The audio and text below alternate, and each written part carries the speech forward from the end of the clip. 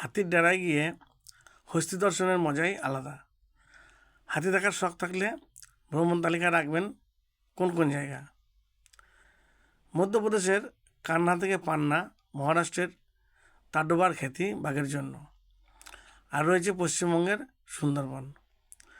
আমাদের ভারতবর্ষে সিংহের ডেরা রয়েছে গুজরাটের গির জাতীয় উদ্যান।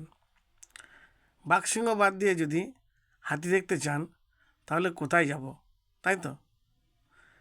চিড়িয়াখানায় আপনি হাতির দেখা পেতেই পারেন, তবে খাঁচাবন্দি বাঘ সিংহ হাতি দর্শন আর তাদের ডেরায় গিয়ে দেখা, এই দুটোর মধ্যে মজা পুরো আলাদা।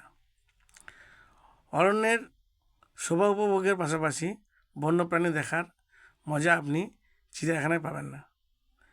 বাঘ সিংহের নিরাপদ বিচরণের জন্য যেমন সংরক্ষণ রয়েছে, ঠিক তেমনি হাতির জন্যও রয়েছে সংরক্ষিত স্থান। কখনো কখনো হাতি নির্দিষ্ট ঘেরাটোপ থেকে বেরিয়ে খাদ্যের সন্ধানে লোকালয়ে চলে আসে, তখন বিপদ বাড়ে। সেই কারণে হাতির আবাসস্থল, নিরাপদ বিচরণ, মানুষের সঙ্গে সংঘাত ঠেকাতে তৈরি হয় এলিফ্যান্ট প্রজেক্ট। দেশের মধ্যে হাতির সংরক্ষিত স্থানের পাশাপাশি বেশ কিছু করিডোরও রয়েছে।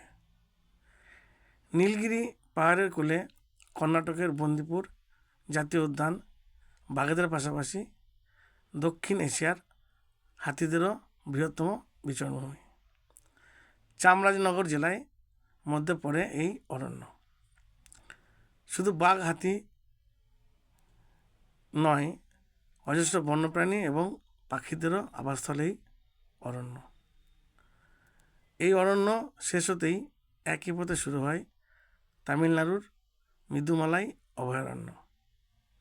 দুই স্থানই হাতির বিচরণ ক্ষেত্র।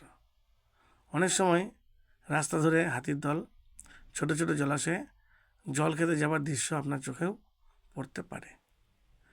কেরলের পেরুয়া জাতীয় উদ্যানে রয়েছে পেরিয়ার হাতি প্রকল্প। ধন্যবাদ।